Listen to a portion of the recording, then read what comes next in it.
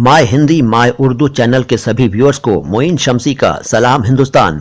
दोस्तों, आज की मुलाकात में आप हिंदी वर्णमाला के अनुसार उर्दू के अक्षर सीखेंगे। सबसे पहले बात स्वरों की। पहला स्वर है अ। अ को लिखने के लिए उर्दू में सबसे पहले एक सीधी लाइन खींचते हैं, इसे अलिफ कहते हैं, यानी ये अलिफ अक्षर है। इस अलिफ अक्षर पर एक निशान लगाते हैं जो कि जबर कहलाता है। तो इस तरह उर्दू में ये हो गया अ। उसके बाद आ लिखने के लिए वही अलिफ अक्षर लिखते हैं और उसके ऊपर एक अलग तरह का निशान लगाते हैं जिसे मद कहते हैं। तो ये हो जाता है आ। ई लिखने के लिए वही अलिफ और उसके नीचे एक निशान जो कि जेर कहलाता है और ये बन जाता है ई। ई लिखने के लिए वही अलिफ, उसके नीचे वही निशान जेर और फिर उर्दू का एक अक्षर छोटी ये या छोटी य लिखते हैं और ये ई हो जाता है। उ लिखने के लिए वही अलिफ अक्षर और उसके ऊपर एक अलग तरह का निशान लगाते हैं जो कि पेश कहलाता है और ये हो जाता है उ।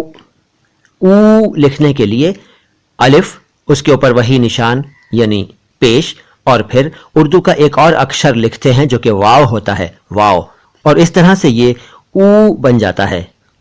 री लिखने के लिए उर्दू का रे अक्षर लिखते हैं और उसके नीचे जेर का निशान लगाते हैं तो ये रि बन जाता है।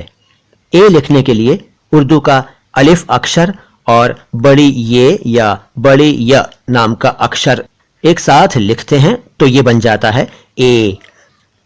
या ए भी ऐसे ही लिखा जाता है, लेकिन फर्क सिर्फ यह है कि अलिफ के ऊपर जबर का निशान लग जाता है और इस तरह ये ए या आए हो जाता है। ओ लिखने के लिए उर्दू के अलिफ अक्षर और वाव अक्षर को एक साथ लिखते हैं और ये बन जाता है ओ। औ या औ लिखने के लिए उन्हीं दोनों अक्षरों को यानी अलिफ और वाव को एक साथ लिखते हैं, लेकिन अलिफ पर जबर का निशान भी लगा देते हैं और ये औ या औ बन जाता है। स्वरों के बाद बात व्यंजनों की। सबसे पहले क लिखने के लिए उर्दू में एक अक्षर है जिसे काफ कहते हैं, काफ। इसका उच्चारण जरा ध्यान से सुनिएगा, काफ है, यानी इसको बोलते समय आप क आ की मात्रा और फ का इस्तेमाल करेंगे, लेकिन फ के नीचे बिंदु यानी कि नुक्ता लगा देंगे, क के नीचे नहीं लगाएंगे। ध्यान दीजिए, क के नीचे नुक्ता नहीं लगाएंगे, सिर्फ फ के नीचे नुक्ता लगाएंगे तो ये बन जाता है काफ। ये अक्षर उर्दू में हिंदी वाले क अक्षर का काम देता है। ख उर्दू में इस तरह से लिखते हैं। असल में ये कोई स्वतंत्र अक्षर नहीं है, बल्कि ये काफ और दो चश्मी हे अक्षरों को मिलाकर बनाया गया है। कहलाता ये भी ख ही है। अब बात ग की।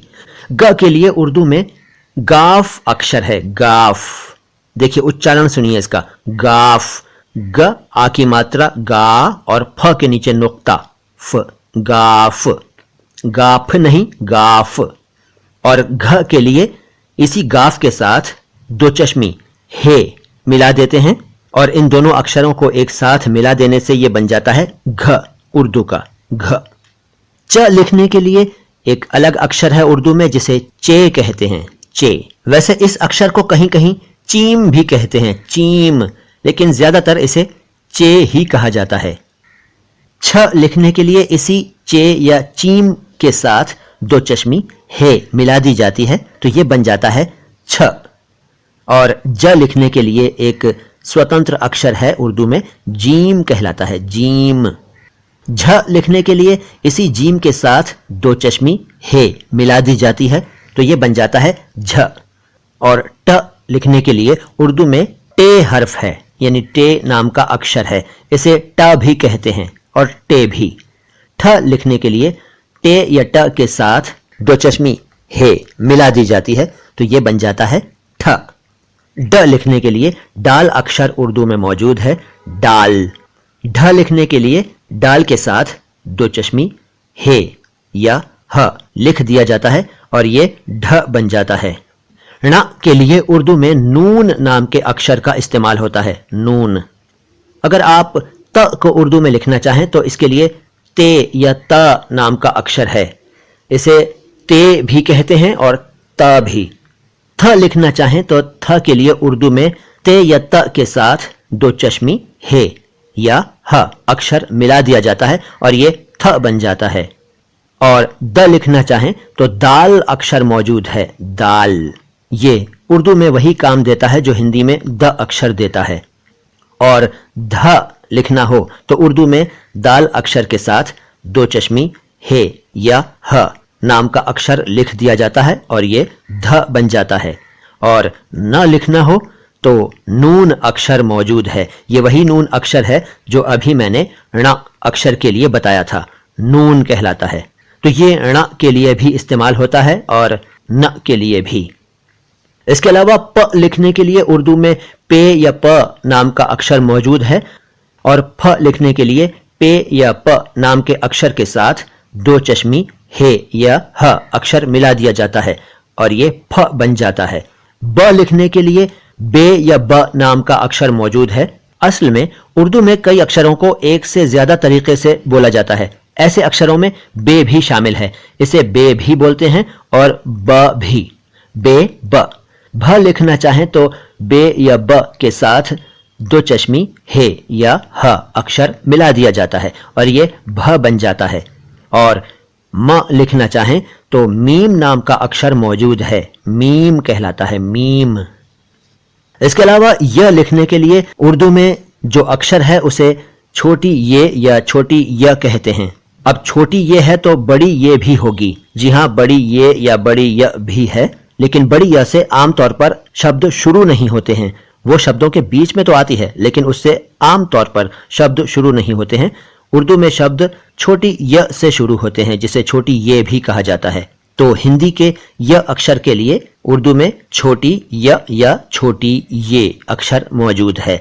र लिखना चाहे तो उर्दू में रे मौजूद है, रे अक्षर। इसको रा भी कहते हैं, रे भी और र भी। ल अक्षर के लिए उर्दू में लाम मौजूद है, लाम। और व लिखना चाहें तो उर्दू में वाव नाम का अक्षर है, वाव। श लिखने के लिए उर्दू में शीन नाम का अक्षर मौजूद है, शीन, शीन कहलाता है ये। और श लिखना चाहें तो भी शीन अक्षर ही काम आता है, शीन। लेकिन अगर स लिखना हो तो सीन काम में आता है। देखिए, इससे पहले मैंने शीन बताया था और ये सीन है, उच्चारण का फर्क है, सीन। स के लिए काम आता है। और ह के लिए उर्दू में तीन ऑप्शन हैं, बड़ी हे या बड़ी ह, छोटी हे या छोटी ह। छोटी हे या छोटी ह को गोल हे या गोल ह भी कहते हैं। और दो चश्मी हे या दो चश्मी हा। तो इस तरह से हिंदी के विभिन्न अक्षरों को लिखने के लिए उर्दू में अलग अलग अक्षर मौजूद हैं।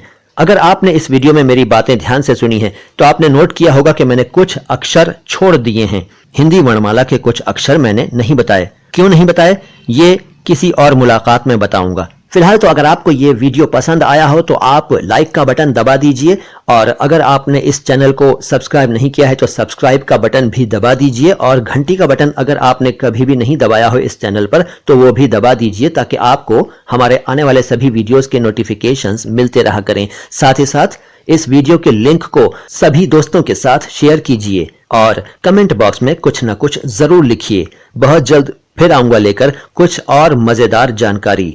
तब तक के लिए सलाम हिंदुस्तान।